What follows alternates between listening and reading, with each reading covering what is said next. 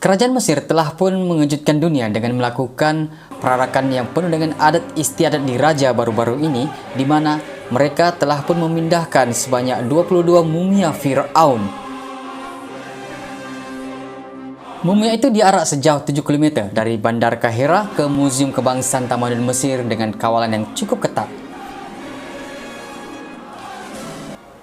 Dan juga semua mumia itu dibawa dari dalam bekas yang dilengkapi dengan kawalan suhu, diletak di atas truk yang penuh dengan motif di raja zaman Fir'aun. Ini termasuklah dengan mumia yang cukup terkenal, yaitu Ramses II dan juga Ratu Hatshepsut, yang mana salah satunya Fir'aun wanita Mesir. Jadi Anda bersama dengan saya Syawal di channel saya Mr. Red Official, di mana pada kali ini saya akan huraikan secara ringkas siapakah Ramses II ini dan bagaimanakah kisahnya bersama dengan Nabi Musa alaihissalam yang diceritakan di dalam Al-Quran.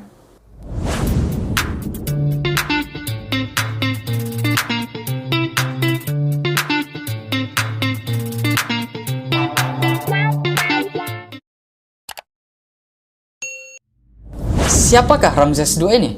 Adakah dia yang dimaksudkan di dalam Al-Quran? Dan baiklah, sebelum kita pergi dengan lebih jauh lagi, apa kata Anda tekan dulu button subscribe yang ada di bawah sebagai tanda sokongan Anda agar channel ini boleh berkembang dengan lebih pesat di masa akan datang. Dan juga butang loncengnya sekaligus jangan dilupa. Berbalik kepada perarakan tadi, kita seolah-olah dibawa menyusuri ataupun dibawa ke arah zaman purba, di mana yang selalu kita nampak di kaca television. Terutama sekali dalam film-film yang berkaitan dengan Fir'aun. Contohnya salah satu film yang sangat populer adalah di dalam film Exodus yang bertajuk Gods and Kings. Jadi siapakah Ramses ini? Ramses II adalah Fir'aun ketiga dari dinasti ke-19 dan paling lama sekali memerintah, yakni selama 66 tahun bermula daripada 1279 hingga 1213 sebelum Masehi. Dan sepanjang pemerintahan Ramses II ini berlakulah namanya revolusi ataupun zaman kegemilangan Mesir. Sehingga kan Fir'aun yang menaiki tahta selepasnya mengiktirafkan dan menobatkan sebagai Ramses II ini adalah nenek moyang yang hebat dengan panggilan The Great Ancestor. Di antara kejayaan terbesar Ramses II di zaman pemerintahannya adalah menjadikan Mesir di zaman kegemilangan, di mana Ramses II telah pun berjaya menundukkan ancaman Lanu yang telah berleluasa di sekitar perairan Mesir dan juga menundukkan musuh seperti Empire Heti yang berada di utara Mesir, serta juga meluaskan Empire Mesir ke tanah Kanan, yakni yang terletak di Palestina ketika ini.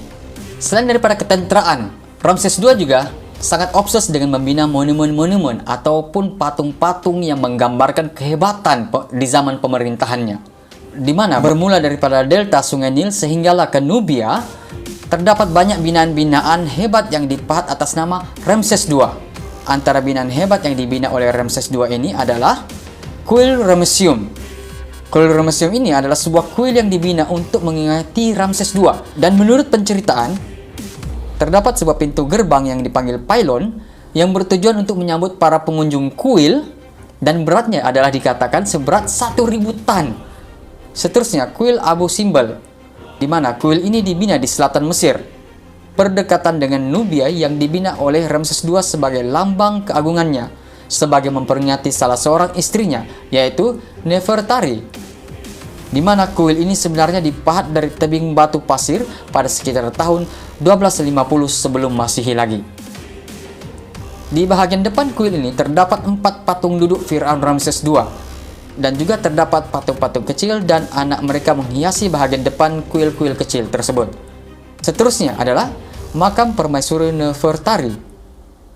Di dalam makam tersebut, Ramses II tidak habis-habis memuji istrinya, bukan sahaja sebagai lambang cinta, tetapi lambang jalinan politik yang agung.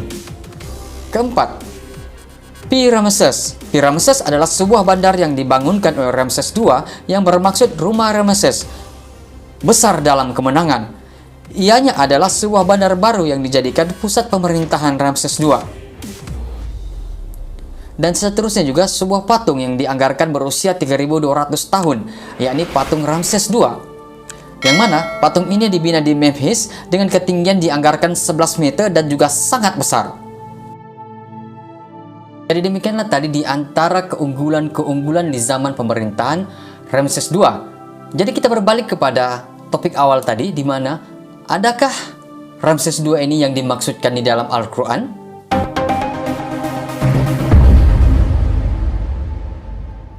Al-Quran tidak menceritakan kita secara terperinci siapakah Fir'aun yang dimaksudkan di dalam Al-Quran. Jadi di sini, sebelum kita masuk ke topik tersebut, mari kita lihat sejarah yang membuktikan bahwa Ramses II mengaku dirinya sebagai Tuhan. Dalam batu bersurat bernomor 410 dari Museum Hedeshim menunjukkan ukiran dua orang manusia, yang mana salah satunya memegang sapu tangan cok mohor lelaki. Di dalam ukiran dipanggil Raja Mesir atas dan bawah, Tuhan dua tanah, Tuhan Ramses Maryamun. Selain daripada bukti itu, terdapat lagi satu bukti yang menyatakan bahwa Ramses II ini mengaku dirinya sebagai Tuhan.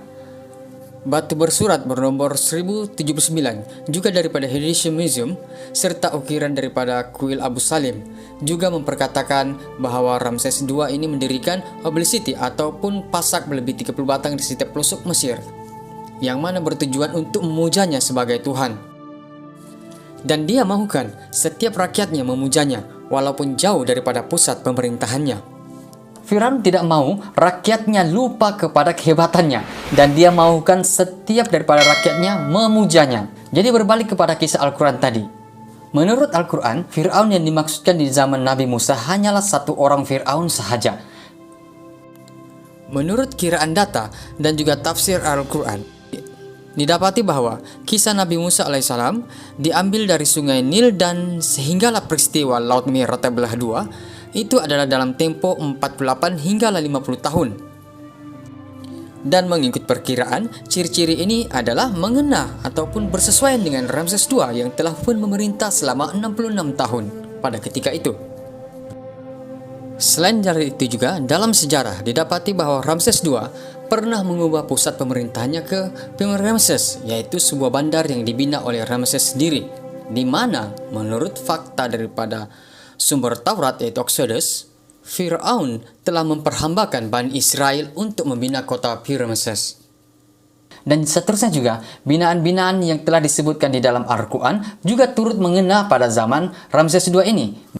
Seperti yang saya katakan di awal topik tadi, Ramses II adalah Fir'aun yang paling banyak sekali melakukan binaan-binaan ataupun tugu yang bertujuan khusus agar para rakyatnya memperingatinya walaupun di mana mereka berada.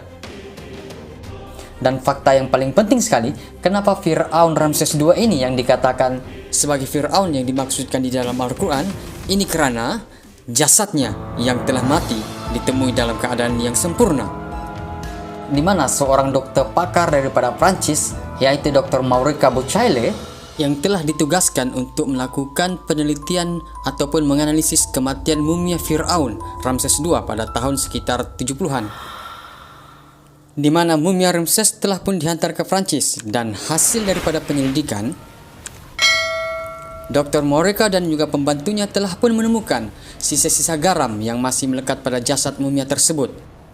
Dan ini menandakan bahwa Fir'aun ini mati akibat tenggelam di dalam lautan. Tapi hasil penemuan ini menimbulkan berbagai pertanyaan kepada Dr. Bucaille. Kenapa? Kenapa jasad mumia ini masih sempurna? Dan teori ini juga lebih menguatkan bahwa Ramses II ini adalah Fir'aun yang dimaksudkan di dalam Al-Quran.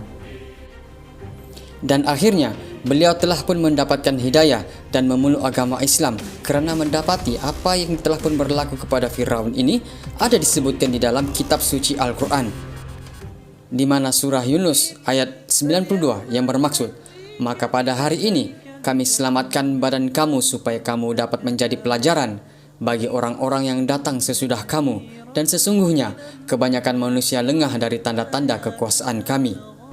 Jadi untuk itu sampai di sini saja video kita pada kali ini. Semoga dengan video ini akan dapat memberikan kita serba sedikit ilmu pengetahuan berkaitan Ramses II ini, siapakah beliau dan bagaimanakah kematian beliau. Jadi jumpa lagi di video seterusnya. Assalamualaikum dan bye-bye.